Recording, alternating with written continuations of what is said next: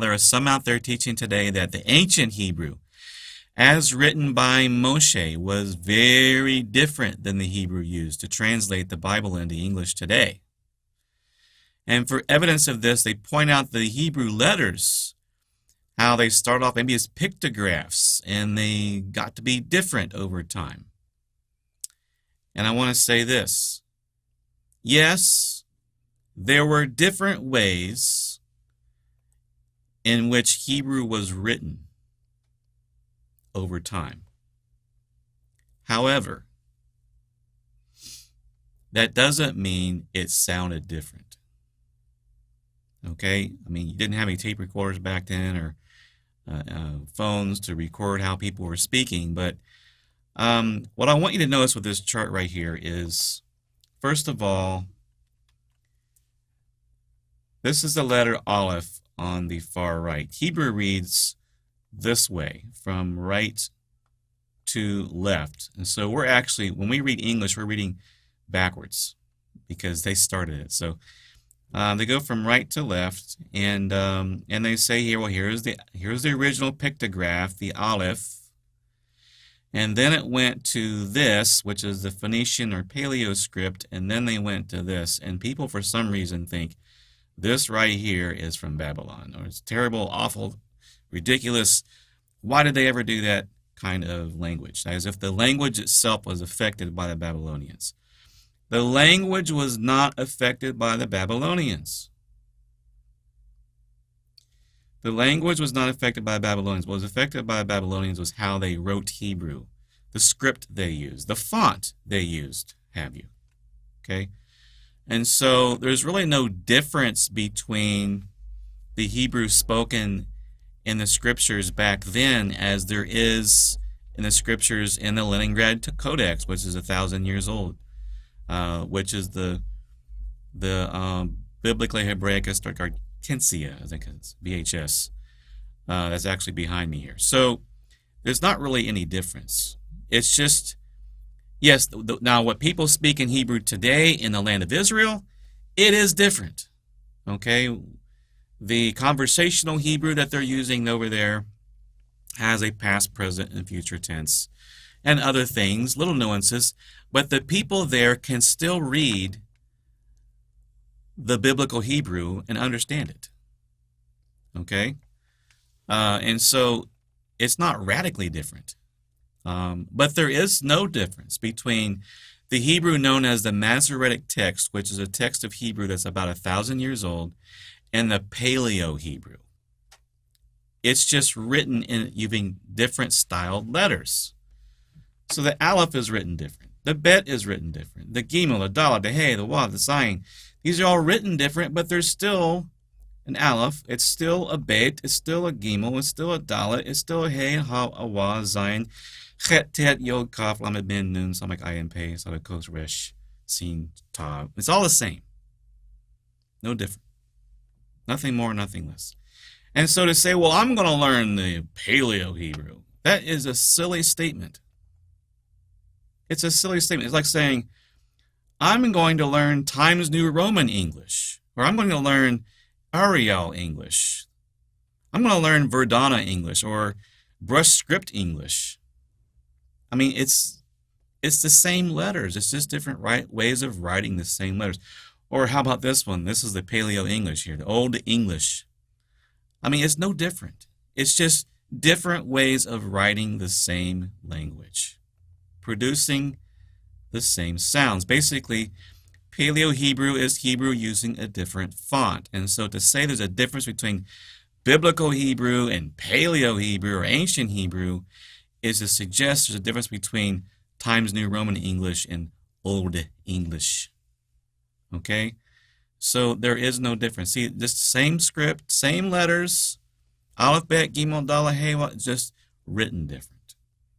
And there's nothing terrible about how you write it. If it's terrible to write Hebrew this way, if that's terrible, then don't write it in English here as A-L-E-F in English letters, because English is a pagan language.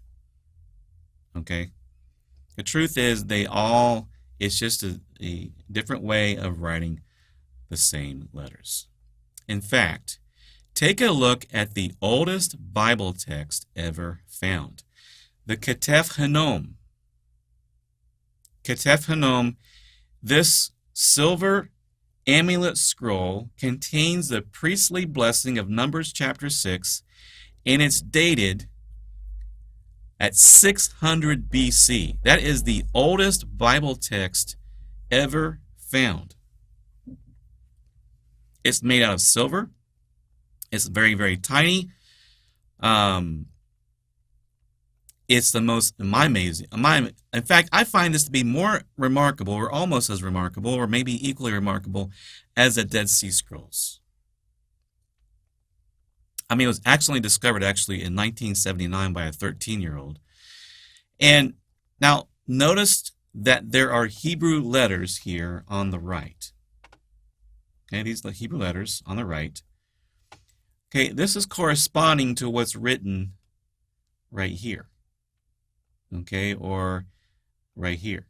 It's the same. And so it's this goes up here. Line for line, what is being said in the text. One's ancient Paleo Hebrew text, one's the more familiar squarish script of Hebrew. Okay, and so what is it actually saying?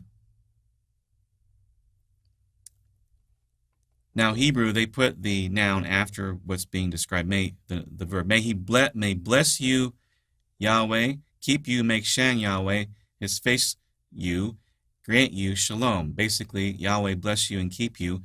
Yahweh make his face shine upon you and grant you peace. Now, I went and looked, and what's on the right side right here, this column right here, is what I found in the modern Hebrew Bible that most translations translate from, okay? And look at this. It is letter for letter, the same as what's on this silver scroll that is 2,600 years old. The Masoretic text has the same Hebrew letters that is on this amulet scroll 2,600 years old. Think about how amazing this is. Now, this finding is dated to early 600s BC, and it reads the same as the text we have in our hands today. Letter for letter. And what's more amazing is when you look at the time period this is in biblical history, when you look at the time period, you know who was king? Josiah. Josiah was actually king over Judah from 640 or so to 609. And they know that's true based on the war he died in. But it means the person who was buried with the scroll would have lived during a time when Josiah was the king of Judah. And Josiah was one of the good guys. He was a good king. He became king when he was 8 years old. And when he was 26 years old, he began to seek Yahweh. And when he began to seek Yahweh, the father of Jeremiah, Hilkiah, the high priest, found the book of the law in the temple. I mean, the book of the law in the temple. Okay? And he gave the book to Shaphan. Shaphan read it. He read it to Josiah. Josiah was totally undone, and he made major reforms in Israel. And so the book of the law, written by Moshe, the book of the law was actually found just 22 years prior to the dating of this amulet scroll. And since Josiah was a king, and the book of the law was found in the 18th year of his reign, it's 622 BC, that this book of the law was found. And so what would have been the source text for this amulet scroll. Where did the writer of this amulet scroll get his scripture verse? The book of the law. The original autograph from Moshe himself. And so we literally have something in our possession today.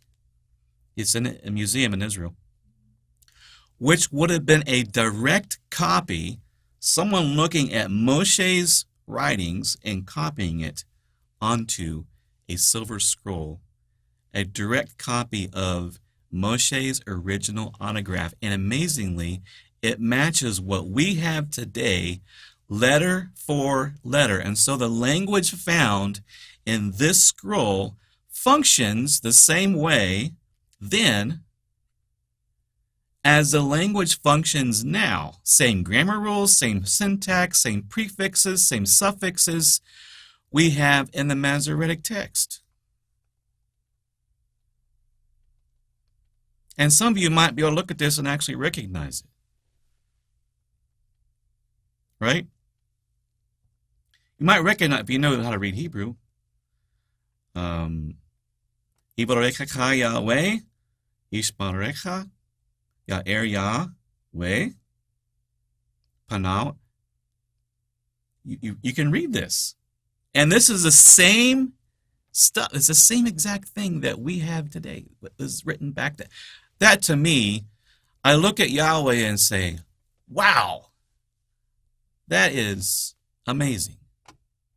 So anyone who may question the Hebrew Bible as we have it today, I've got some good news for you. Yahweh preserved his word. We can trust it.